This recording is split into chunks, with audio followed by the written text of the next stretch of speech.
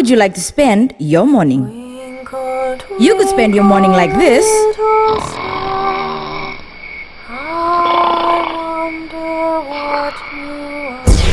Or you could spend it like this.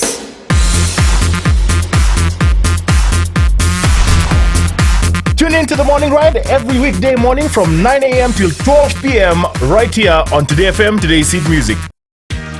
Oh, kaya mo naman simunta kami nga nito, ma'am.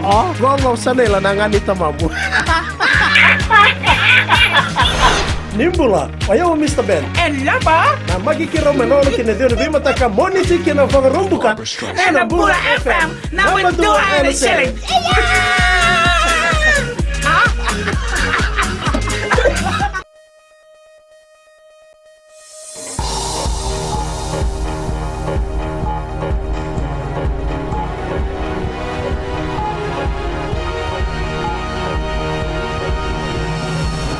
The 2014 elections likely to cost about $14 million. Prime Minister meets the President of Iran at the United Nations in New York. And increasing typhoid numbers continue to worry health officials.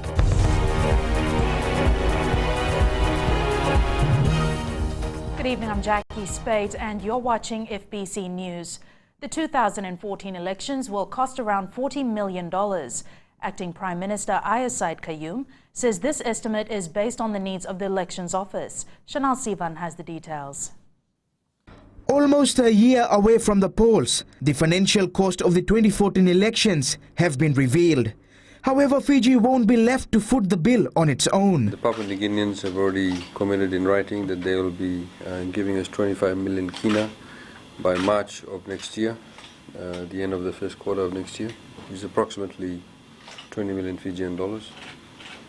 There have been some rough estimates that have been worked out that the cost of holding the elections in one day in a credible and transparent elections would cost a little over 40 million Fijian dollars. At this stage, it's some preliminary costings. Syed Qayyum adds, it's also encouraging that some developed partners will help in kind or provide technical support. You know, some of the donors have not necessarily given any figures or set sums. And we've also said to the donors, we don't necessarily want the money per se. They can, for example, one of the countries had offered at one stage to buy all the ballot boxes. And so they'll say, okay, this is our contribution. And, for example, India has already offered indelible ink if we need ink. So that defrays the costs. In another milestone for the elections timeline, the first overseas registration of voters will begin on the 23rd of next month in New Zealand. New Zealand is being used more as a test run, and then of course we move on to Australia. We have some substantial number of Fijians living in UK, in the British Army, and also we have Fijians living on the west coast of North America.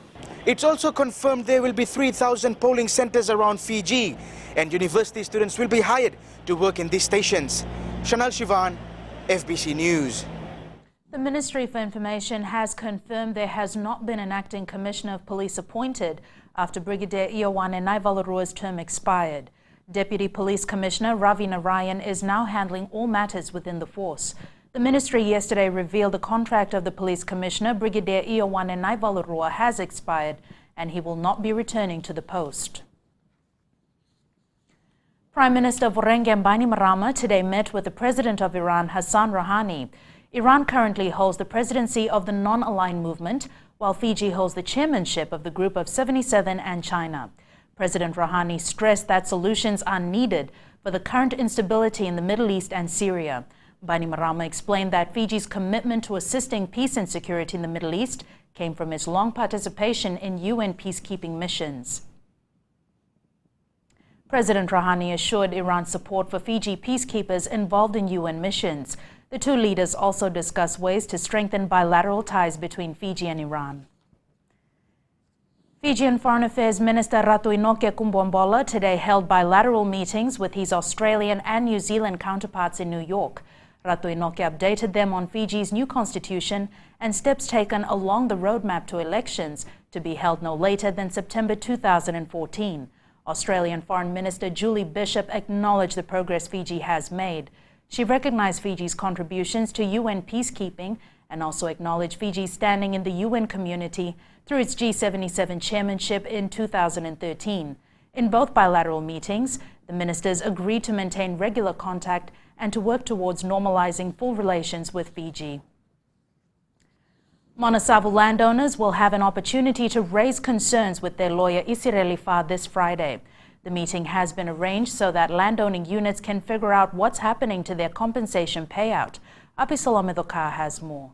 Landowners in Monasavu have been raising their concerns for some time now. The Commissioner Western's office tapped in and met with Isireli Fa over the landowners' issues.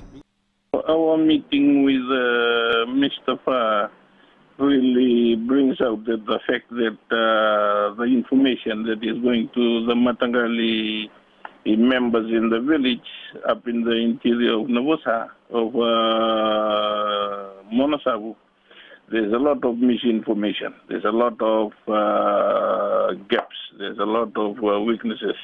Landowners who spoke to FBC News a year ago wanted to know what had happened to the millions of dollars awarded by the High Court. I would like to say there's money available with Mr. Fa for these people, but the mandate of the court has to be, we need to follow the mandate of the court in the distribution of this money. Commander Dawaki says at the meeting he will also advise the Monasavu landowners on what to do with their money. From that meeting, we will design or put in place the way forward in engaging all these Matangali on how best they can utilize their funds and also encourage them to go into investment. The meeting on Friday will be held in Suva. Apisalome Doka, FBC News. Typhoid figures have risen to a record high in 2012, with numbers expected to get worse next year.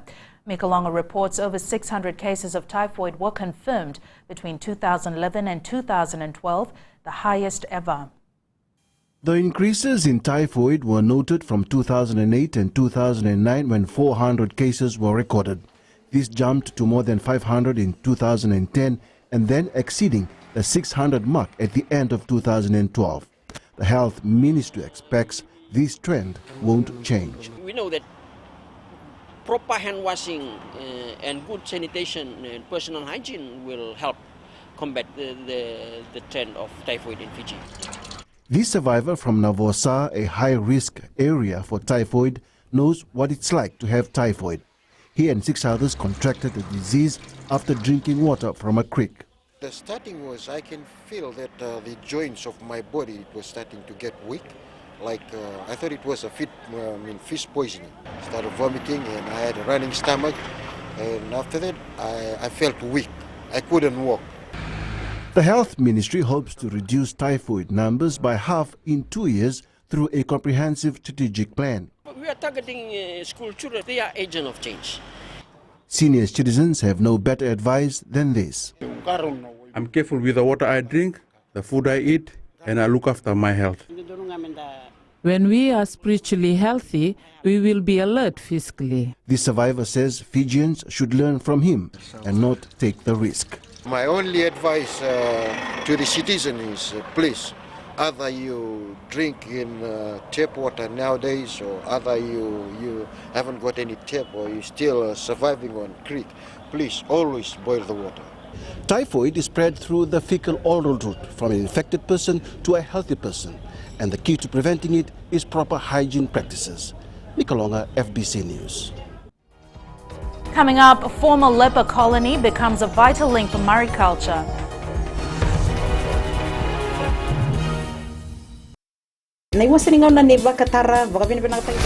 Bula, oya wasala vilawa. Do pata ki au mena diwa kina tini karona kaloko na single boni moniti kina vagaromboka. Kako ni valatana no musini sari na kai samarian dolo loma leone vani ni nau om gori ke de mena diwa kina tini karona kaloko na single boni moniti kina vagaromboka na Bula FM number 2 en sere. Bula, I'm Wame. Join me every weekday from 9 a.m. to 2 p.m. on The Center Show with classic hits from the 70s as well as the 80s right here on Gold FM.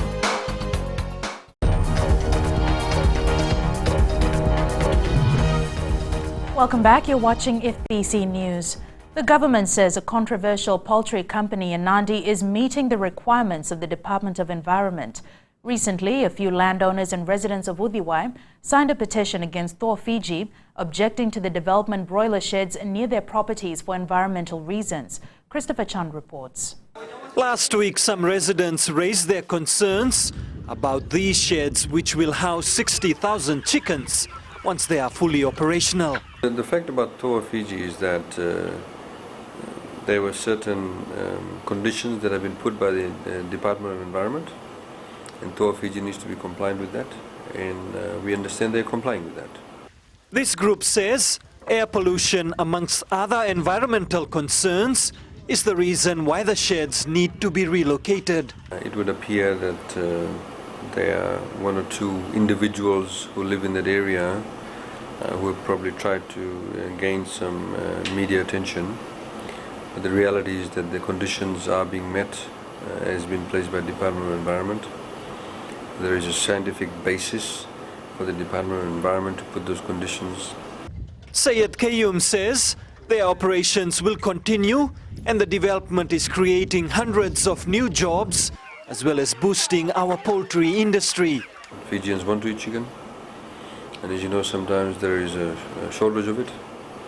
But apart from fulfilling the local market, there's enormous demand for Fijian chicken to be exported to the other Pacific Island countries, in particular in the MSG countries. So this is a fantastic economic opportunity. Thor Fiji has found itself at the center of controversy recently, even before their chickens hit the supermarkets. Christopher Chand, FBC News. Makai Island, historically known as a leper colony, is now a haven for a variety of commercial marine species. 6 agricultural officers are now living on the island looking after the government-funded project. Eleanor Tarangaivu has more.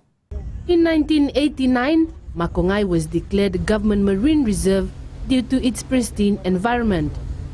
It's changed from research center to aquaculture and has now become a mariculture center. Mariculture is basically the rearing and farming of, in this case, clams, turtles, beach dimmer, pearl, coral, sea sponges and seaweed, amongst many other marine species. From here, it is then sold to the outer islands. For the Lomaiviti province, all requests come to the PA and then it comes to me, before I refer it to a project manager who will then direct the officers here to transport it to places it is needed. Unbeknown to many, Makai is also a whale sighting base. At my back are the tourist boat, yacht, by rich men from all over the world. They visit Makai. Just one of the main reasons is to watch the movement of whales around the world. Around $30,000 is being used for the project, part of the funding given by government. About $500,000 every year from capital project of the Ministry of Fisheries to promote Makai, conserve Makai to be a sustainable island. From its dark colonial past, Makai has now become an important place for growing Fiji's marine resources. Eleanor Tarangaivu, FBC News. The Fiji Girl Guides Association is calling for people to support the International Day of the Girl on October 11th. Last year, the United Nations set aside this special day for girls to show the world what kind of environment they want to live in. Shireen Lata reports. This is the second time that the International Day of the Girl will be marked worldwide. We are trying to assist girls and help support these young girls that are here in Fiji, that we will be able to groom them well and prepare them, because these girls will one day become a young leader. After last year's success, the association is hoping to empower more girls in decision making, building character and promoting values to make them better citizens. The Fiji Girl Guides Association, with the help of the government, is working on a number of projects. especially from Ministry of Youth and also Ministry of Women. We have received some funding, and also we had received funding from our Asia Pacific Regional Office, where we run certain projects for the girls and also women in the community. Balabasanga believes the most common challenge for girls today is making informed decisions, since many parents are failing to guide their children. Keeping this in mind, the association has set up 10 fundamental principles for the betterment of girls. It also provides various trainings. They do life skills training activities such as first aid, homemakers craft like sewing, cooking, floral arrangement. The association has more than 6,000 members in 270 primary schools Fiji-wide. Sharin Lata, FBC News. Deaths linked to non-communicable diseases continue to rise in the Pacific despite the efforts of health officials. Experts are meeting in Suva over the next 2 days to strengthen health systems and reduce NCDs across the region. Neelam Raj reports. Smoking, fatty foods, too much of sugar, junk food, lack of physical activity and too much alcohol. Any one of these can cause NCDs. The major aim of this workshop is to strengthen the capability of the healthcare workers to fight against the NCDs. And also another point is training them in how to develop the communities. After a 3-year study, experts have found that workshops like these have resulted in minute reductions in the level of NCDs in some Pacific nations. We're not going to solve the problem of NCDs in the hospital or by the health system on its own. If you're dealing with people once they're really ill, that's too late. What we really want is the whole community, everybody in the community, to get involved, to start thinking how can we all work together to deal with what is a really significant problem. Professor Ian Rouse says unless we work together to help everyone make healthy choices, too many people will die far too early. For the young people at the school, I guess, from school age onwards, you've got to start thinking about what you eat, doing exercise, not smoking, not drinking too much, so, preventive measures. But there's a large number of people, probably 20 years and above now, who need to start thinking about themselves and their health. Professor Ian says healthy living is a personal challenge for every person in the Pacific, young and old. Neelam Raj, FBC News. Sports time now, and good evening, Jamie. What do you have for us tonight? Hi, Jackie. Well, I have great news about Naita Siri Rugby as the team prepares for its first defense of the Fairbrother Trophy. Also coming up, we've spoken to the FRU on the new Sevens appointment, we've spoken to the experts, and we've spoken to Ben Ryan, the coach himself. Tonight, we ask the fans what they think of the selection. That's after the break.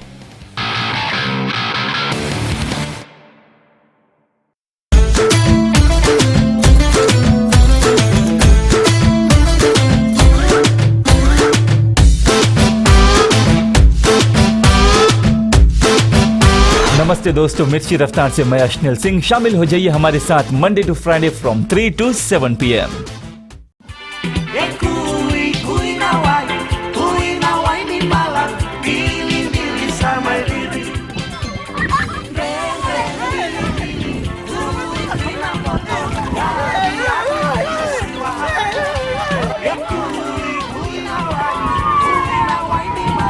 Nimbula, metango nimilote na isaro tambua. Nama kia umena rua kina ona na veka vi moniti kina vakaromboka. Rongo mena via sama kina viva ka barota kinin reko malolo. Ena Radio Fiji 1 na wongani pioniano. Ngai nama kia kina.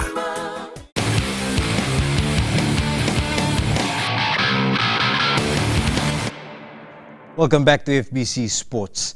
Introducing Ben Ryan as coach for the Fiji Sevens team immediately implies great results are afoot for the new season. He has told us how he'll get Fiji back on track, while rugby experts without hesitation have given their nod of approval to his appointment. With all the positives about Ryan's new move, Elena McDonald went to find out if the fans feel the same way.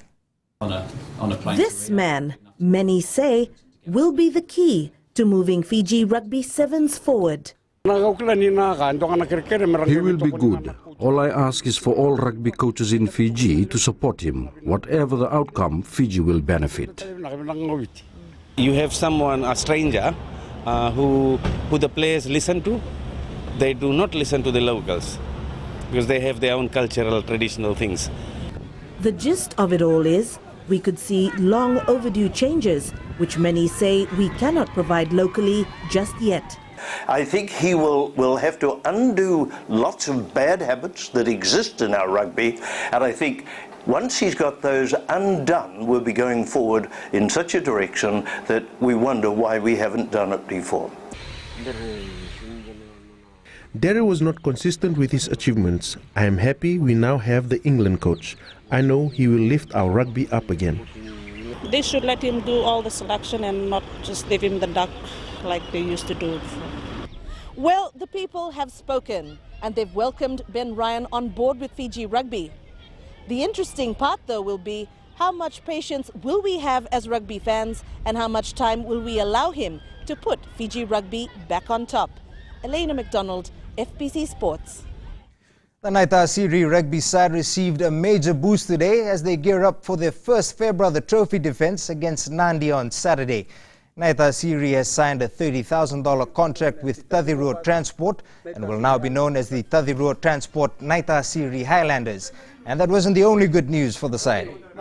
I'd like to announce that my company is very proud to sponsor Naita-Siri. We have been doing in a small way, and we continued, and we're doing it this year. And we're going to be a major sponsors for the next year with a substantial amount and with the transport.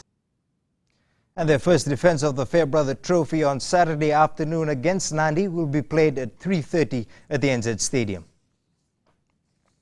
The primary schools football inter-district championship got underway this morning in Lautoka. So far, Ba, Suva and Tavua have been impressive in the under-14 as the three teams remain unbeaten. Nalawa made a return to the IDC after a decade but lost to Nasinu 1-0. In the under-12, Suva and Nandi have already qualified for the semi-finals, while in the under-14 grade, the quarter-finals start tomorrow. The IDC ends this Friday. Meanwhile, you can watch the big guns Manchester United and Liverpool go head-to-head in the same competition at 6:40 tomorrow morning, live on FBCTV. That's it from sports. Good evening.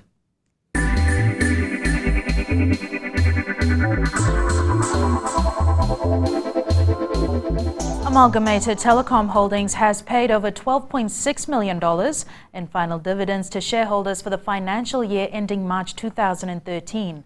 This amounts to 3 cents per share. Payments were released to the 1,761 shareholders yesterday morning. The Fiji National Provident Fund and the government, the two largest shareholders in ATH, will receive $7.4 million and $4.4 million respectively.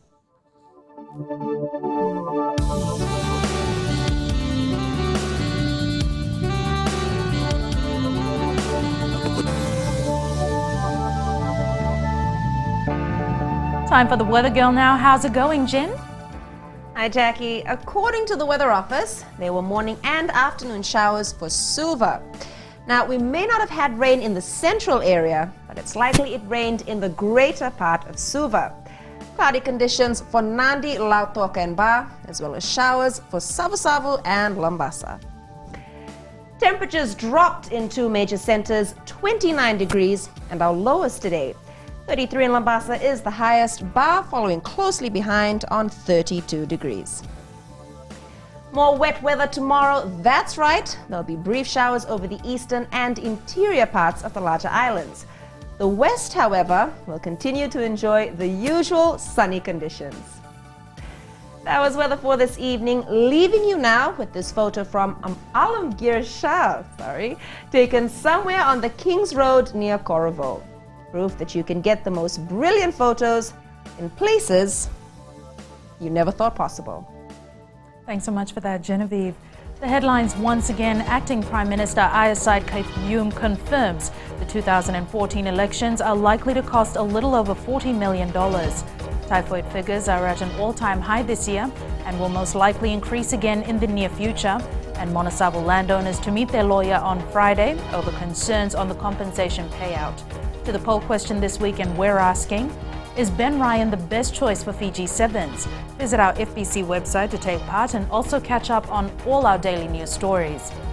Remember to send us newsworthy pictures and videos. Email citizenseyes@fbc.com.fj.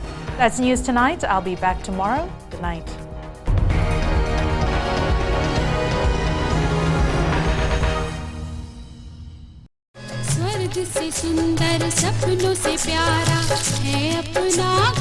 जहाँ हो प्यार का बसेरा और रिश्तों की खुशबू, वो है आपका अपना घर संसार.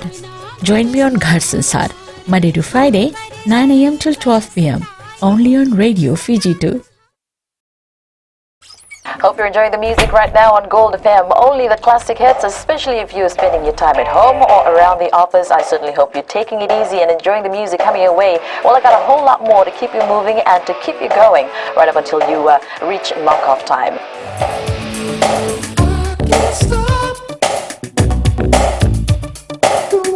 I'm Kara. Join me every weekday from 2 to 7 on The Ride, only on Gold FM.